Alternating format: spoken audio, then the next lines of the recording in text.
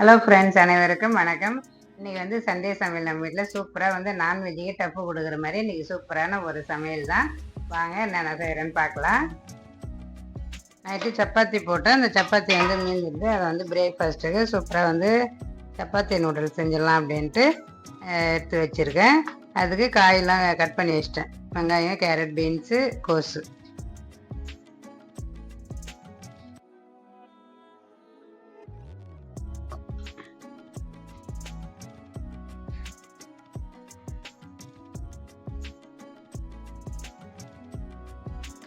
இந்த மாதிரி வந்து நீங்கள் சிசர் வச்சு கட் பண்ணாலும் இந்த மாதிரி ரோலாக சுருட்டி கட் பண்ணிக்கோங்க. அப்படி இல்லைனா கத்தி வச்சு கூட நல்லா மெல்லிஸாக வந்து நீட்டாக கட் பண்ணி எடுத்துக்கலாம்.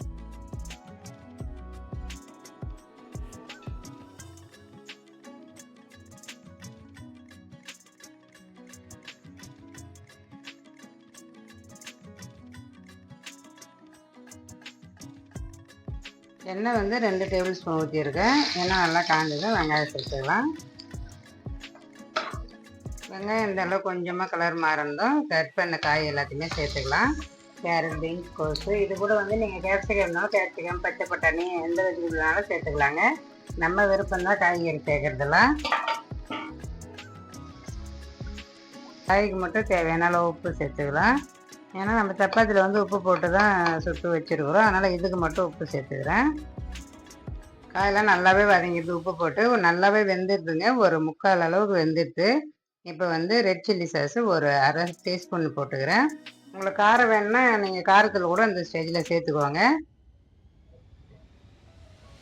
அது போட்டதும் ஒரு 1/4 ஸ்பூனுக்கும் கம்மியாகவே வந்து சோயா சாஸ் சேர்த்துக்கிறேன். இது வந்து டொமேட்டோ சாஸ் 1 ஸ்பூன்.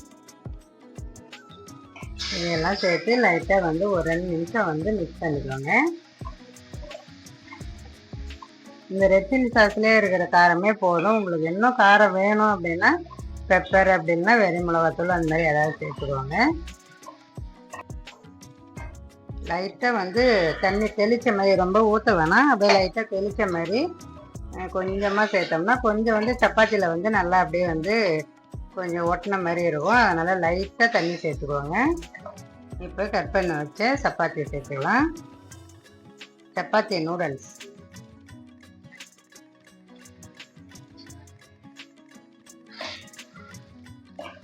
இந்த மாதிரி வந்து இந்த நூடுல்ஸ் ஸ்பூனே இருக்குல்ல, அந்த மாதிரி ஸ்பூன் எடுத்து இந்த மாதிரி நல்லா மிக்ஸ் பண்ணிக்கோங்க. அந்த நம்ம எப்பயும் நார்மலான கரண்டியில் வந்து மிக்ஸ் பண்ணக்குள்ள சப்பாத்தி வந்து ரொம்ப பொடி பொடி ஆகிடும். அதனால் இந்த மாதிரி எடுத்து இப்படி மிக்ஸ் பண்ணிக்கோங்க. சூப்பராக வந்து சப்பாத்தி நூடுல்ஸ் காலைல பிரேக்ஃபாஸ்ட்டுக்கு சூப்பராக ரெடி ஆகிடுச்சு.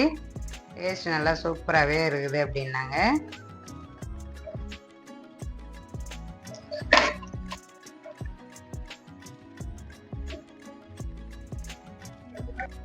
சப்பாத்தி நூடுல்ஸ் வந்து பசங்களுக்கு செஞ்சுட்டு எங்களுக்கு வந்து வெள்ளை சோளத்தில் தோசை மாவு அரைச்சி வச்சுருந்தேன். அதில் தோசை ஊற்றினேன்.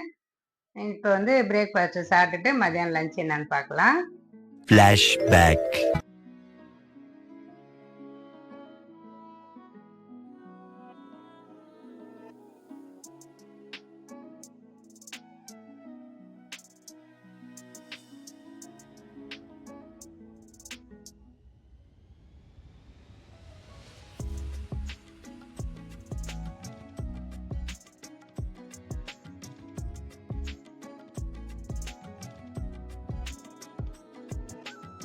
இப்போ வந்து லஞ்சு செய்கிறது பார்க்கலாம்.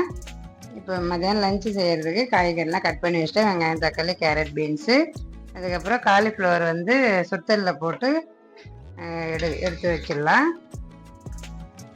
இதில் வந்து பூச்சிலாம் இருக்குதுங்க. நம்ம வந்து எப்பயாவது தான் இல்லாமல் இருக்கும். நல்லா சீசன் டைமில் தான் இல்லாமல் இருக்கும். இப்போ வந்து இதில் ஒரு பச்சை கலரில் ஒரு 2-3 புழு இருந்தது. அதனால் நல்லாவே வாஷ் பண்ணி எடுத்துட்டேன். எடுத்து அதுக்கப்புறம் சுத்தலில் போட்டு உப்பு போட்டு எடுத்து வச்சுக்கிறேன். நல்லாவே நம்ம வந்து இதை பார்த்து தான் க்ளீன் பண்ணி எடுக்கணும். இது வந்து மசாலாலாம் போட்டு வச்சிடலாம் பொரிக்கிறதுக்கு. இஞ்சி பூண்டு பேஸ்ட்டு ஒரு ஸ்பூன், கொஞ்சமாக மஞ்சத்தூள். நான் வந்து மஞ்சத்தூள் வேக வைக்கல, போடல, உப்பு மட்டும்தான் போட்டேன். ஏன்னா அந்த பூச்சி புழுவெலாம் இருந்ததுன்னா அந்த மஞ்சத்தூள் போட்டால் கொஞ்சம் தெரிய மாட்டுது. அதனால் வந்து நான் மஞ்சத்தூள் அப்போ போடல. காரத்துக்கு வெறும் மிளகாத்தூள் ஒரு 1/4 டீஸ்பூன், காஷ்மீரி தூள் ஒரு 1/4 டீஸ்பூன் கொஞ்சம் கூட சேர்த்துக்கலாம். இது வந்து கலருக்காக தான், காரம் இருக்காது. நல்லா அது கொஞ்சம் சேர்த்துக்கிறேன். கரம் மசாலா தூள் ஒரு 1/4 டீஸ்பூன், இதுவும் டேஸ்ட்டுக்கு தான், உங்களுக்கு வேணாம்னா ஸ்கிப் பண்ணிக்கோங்க. அதுக்கப்புறம் மொறுமொறுப்புக்காக சோள மாவு கொஞ்சம் சேர்த்துக்கிறேன். அரிசி மாவு வந்தால் கொஞ்சம் அரிசி மாவு சேர்த்துக்கோங்க. நான் அரிசி மாவு வந்து இல்லை அப்படின்றதுனால வெறும் சோள மாவு மட்டும்தான் சேர்த்துக்கிறேன். இதை நல்லா மிக்ஸ் பண்ணிக்கலாம். இதுக்கு தேவையான அளவு உப்பு,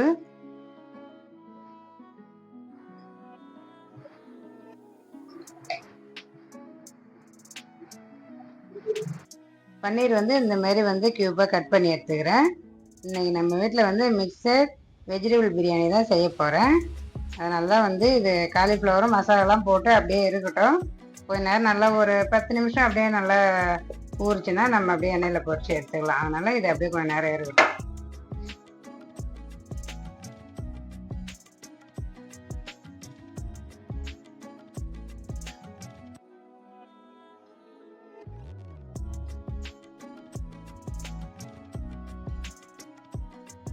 பாத்திரம் வச்சு நல்லாவே காஞ்சிட்டு எண்ணெய் ஊற்றிக்கிறேன்.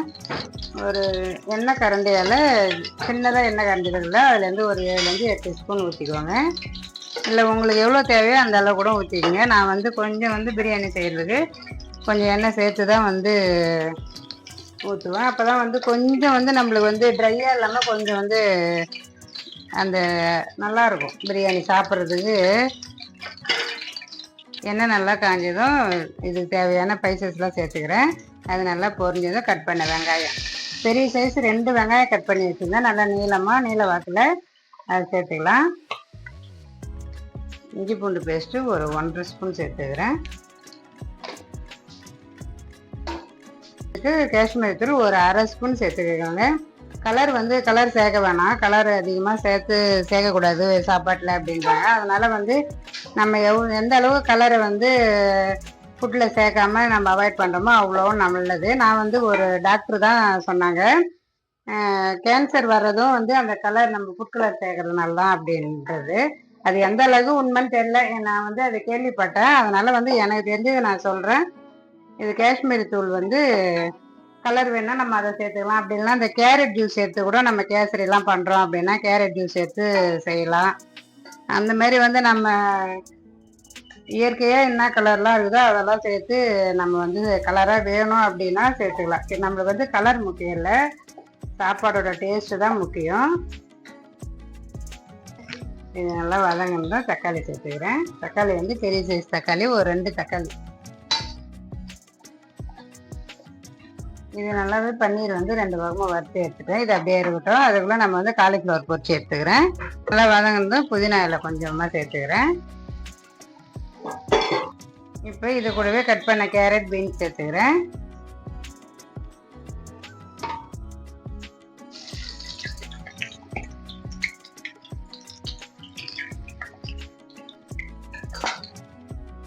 இந்த அளவு நல்லா பொரிஞ்சதும் இதை எடுத்து வச்சிடுறேன். காய் நல்லாவே வதங்கிடுது. இப்போ வந்து கொஞ்சமாக தயிர் சேர்த்துக்கிறேன். ஒரு 2 குழிக்கரண்டி, சின்ன கரண்டி தான் இது, இதால் ஒரு 2 கரண்டி தயிர் சேர்த்துக்கிறேன். ஏன்னா அந்த புளிப்பு டேஸ்ட்டோட பிரியாணி செய்யக்குள்ள நல்லாயிருக்கும் தயிர் சேர்த்து செஞ்சோம்னா. இதை நீங்கள் வந்து பகோடா போடுறீங்க காலிஃப்ளவர் அப்படின்னா இது கூட நல்லா அரிசி மாவு சேர்த்துக்கோங்க. அப்போ தான் இன்னும் நல்லா வந்து கோட்டிங்லாம் நல்லா பிடிச்சி நல்லா மொறுமொறுன்னு இருக்கும். டேஸ்ட்டுமே கொஞ்சம் நல்லாயிருக்கும். நான் வந்து இன்றைக்கி வந்து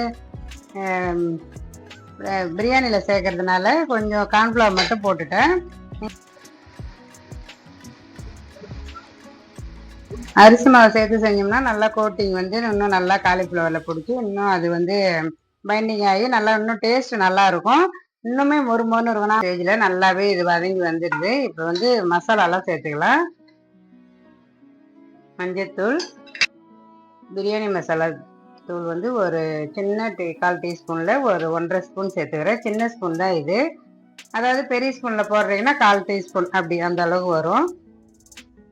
கரம் மசாலா தூள் ஒரு 1/2 ஸ்பூன், சின்ன ஸ்பூனில் தான் கொஞ்சமாக தான் சேர்த்துக்கிறேன். ஏன்னா நான் நிறையா வந்து இந்த கரம் மசாலா இதெல்லாம் கொஞ்சம் நிறைய ஃபுட்டில் வந்து சேர்க்கறத அவாய்ட் பண்ணுவேன். அதனால் கொஞ்சமாக தான் சேர்த்துருக்கேன். காஷ்மீர் தூள் வந்து கலருக்காக சேர்த்துட்டேன். இப்போ காரத்துக்கு கொஞ்சமாக வந்து காரத்தூள், வெறும் மிளகாத்தூள்.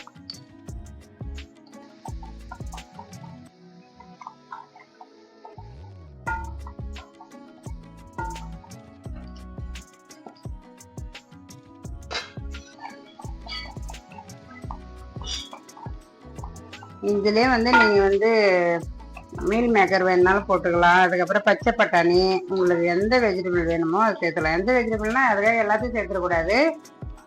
பச்சை பட்டாணி சேர்த்துக்கலாம், காலிஃப்ளவர் அப்படியே கூட சேர்த்துக்கலாம். இந்தமாரி நீங்கள் வந்து பொரிச்சு போடலை அப்படின்னாலும் அப்படியே கூட சேர்த்துக்கலாம். இந்தமாரி மீல் மேக்கர் எல்லாமே போட்டு செஞ்சால் சூப்பராக இருக்கும் பிரியாணி. நான் வந்து அரிசி இதால் ஒன்று போட்டேன். 1.25 அளவு தண்ணி வைக்கிறேன். ஏன்னா இந்த அரிசி கொஞ்சம் நல்லா நின்று வேவுது பிரியாணி அரிசி. அதனால் வந்து நான் பாக்கெட்டில் தான் வாங்கினேன், பிராண்டடு கிடையாது. அதனால் 1.25 அளவு தண்ணி வச்சா தான் பிரியாணி வந்து கொஞ்சம் நல்லா வெந்து வருது. தேவையான அளவு உப்பு போட்டுக்கலாம். இல்லை இந்த பிரியாணி இப்படி செய்யலை அப்படின்னா இன்னும் ஈஸியான மெத்தட் என்னென்னா, நம்ம தனியாக சாதத்தை பிரியாணி அரிசி வந்து ஊற வச்சு வடித்து எடுத்துட்டு எல்லா காயும் அதில் போட்டு அப்படியே வதக்கி அப்படியே கூட மிக்ஸ் பண்ணிக்கலாம். மிக்ஸ் பண்ணி அப்படியே கொஞ்சம் நேரம் மூடி விட்டுட்டோம்னா அதுவுமே டேஸ்ட் நல்லா சூப்பராகவே இருக்கும்.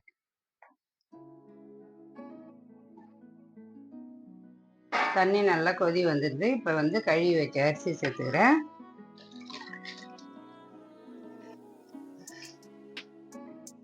இது அப்படியே மூடி விட்டுடுறேன். வேகட்டும். வந்ததுக்கப்புறம் தம் போட்டுக்கலாம்.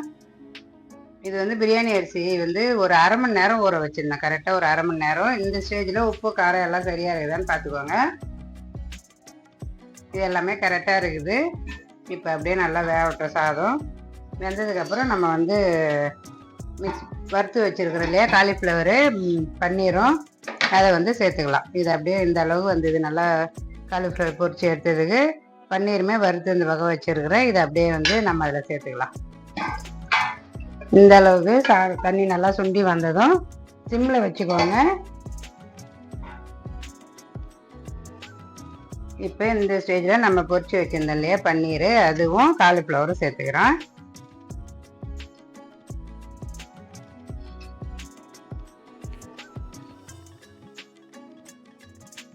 இது வந்து அப்படியே இருக்கட்டும். மூடி விட்டுட்டு நம்ம வந்து இது மேலே தம்மு வைக்கிறதுக்கு வெயிட் எடுத்து வச்சுக்கலாம்.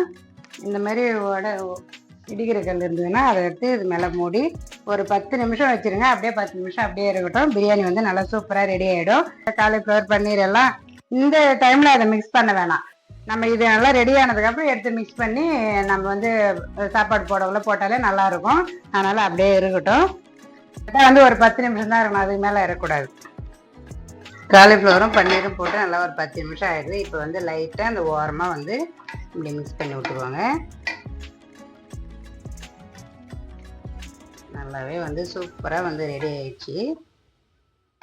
லைட்டாக மிக்ஸ் பண்ணுங்க, ரொம்ப வந்து மிக்ஸ் பண்ண வேணாம்.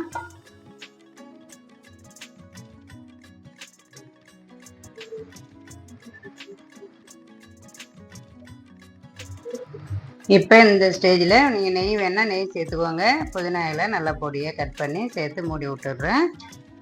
இது அப்படியே இருக்கட்டும். நம்ம எப்போ சாப்பிட்றோமோ அப்போ எடுத்து அப்படியே இன்னும் நல்லா மிக்ஸ் பண்ணி சாப்பிட வேண்டியதான். சூப்பராக வந்து ரெடி ஆயிடுச்சு. நல்லா சூப்பராகவே வந்து நம்ம வீட்டு பிரியாணி வந்து மிக்சட் வெஜிடபிள் பிரியாணி சூப்பராக ரெடி ஆயிடுச்சு. பார்க்கவே நல்லா சூப்பராக இருக்குது பிரியாணி. வாசனையுமே நல்லா கம்ம நல்லா சூப்பராக வருது. அதுக்கப்புறம் ஆனியனும் இதுவும் வெள்ளரிக்காவும் போட்டு பச்சடி, தயிர் பச்சடி.